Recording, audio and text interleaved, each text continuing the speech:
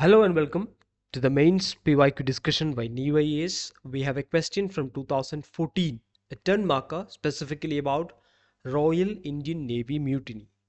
Now, this is one incident that is called as the last nail in the coffin of British. The question exactly uses that phrase. Why is it called as the last nail in the coffin of British? Now, in what ways is the question? So, we have to substantiate that in this answer. So, this is about a very specific incident. So the points to bring forth here will be limited. So it's more about analysis. Every point should be very specific and it should be analytical. First, we'll give the time period of it, which is February 1946. Second, we'll give what exactly it is. Here it is about sailors and officers going against working conditions and racial discrimination. And see the year 1946. This is after the Quit India movement in 1942. So Quit India movement took place. World War II got over. Once World War II got over, US and USSR became the major powers. Dropping of atom bombs in Hiroshima and Nagasaki got over. And Britain is one country that is bearing the expenses and the indemnities of war. And in this context, there is a rebellion that is sprouting up in Royal Indian Navy. Now, British has been ruling India with sepoys. They had people at the top of their ranks, proper British people, because Indians were not allowed to rise above the rank of Subedar. So British at the top and Indians at the bottom. That's how their army and forces were designed. And this was the force that held them together in Indian subcontinent. Because even if entire UK comes here, they cannot rule India. Because India is such a large country, the size of a subcontinent. Now see this, after Second World War, when they don't have power, when they don't have money, the instrument or the machinery that they use to control the subcontinent is revolting against them. Now they have no other choice. That's why it's called as the last nail in the coffin of the British. Now we'll explain in what ways. First of all, it will act as a slippery slope.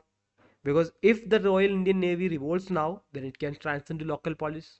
It can transcend to Indian military. Something like the Sepoy revolt will happen again. Because these people are trained. These people have arms. They have access to arms. They know the tactics. They are disciplined now. They can attack the British. Now see, second is political support.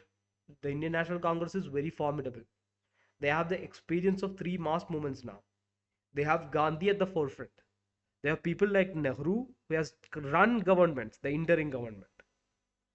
So this is not the old scenario. This is a political movement with pan-Indian support. And these people, the Royal Indian Navy, they have the support of this political movement. This is unlike the 1857 vote. No political backing was there. Now it is there. Next step is the post-World War II scenario. Now, first of all, Britain will get looted. Britain's coffers will get shrinked. Then you have the rise of US and USSR.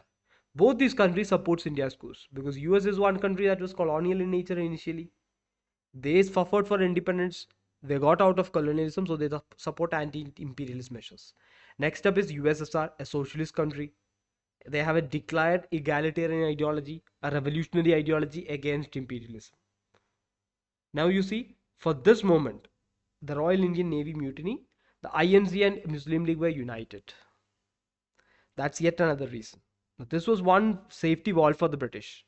Whenever you have national sentiment rising up, they'll divide Congress with Muslim League or Hindus with Muslims. Congress is not just a Hindu organization, but this is how British wanted to picture it. And this is how the Muslim League addressed it. But it was pitched against each other. But for this moment, they came together, so the British had no other way. Next up, this is a final resistance. Again, Quit India movement, suppressed World War, again a new resistance is coming. So the British don't want it to spread like a forest fire. So for all these reasons, this can be considered as the last nail in the coffin of the British. Hereafter, we don't have any mass or major movements. We just have negotiations, cabinet mission, the Constituent Assembly, and transition of power through India Independence Act.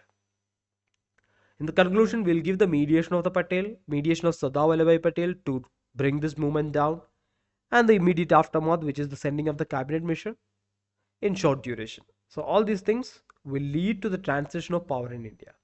So this is something that you can understand for prelims as well. The timing of this event, if you understand it in context, chronology based questions about RI and mutiny will not be a mistake for you again. So that's it. Thank you for listening.